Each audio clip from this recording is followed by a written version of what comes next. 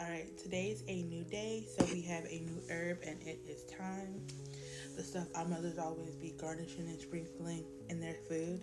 But thyme helps fight bad gut bacteria, it soothes intestinal cramps, and it stimulates gastric juices that helps the food break down.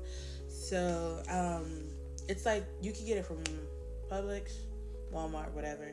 It's the little leaf looking things, and it comes and it's spelled Thyme, not Time, two different types of thyme. But you can use it in your cooking. Don't overly or heavily, just don't just throw the whole leaf in there and be like, okay, break down my food. Cook with it like you would regularly. Keep it in rotation, keep it in your cabinets, use it often when you're eating, and drink a little wine behind it. That also helps if you let out a lot of red meat. It'll help break down and help you digest the food faster. The more you know.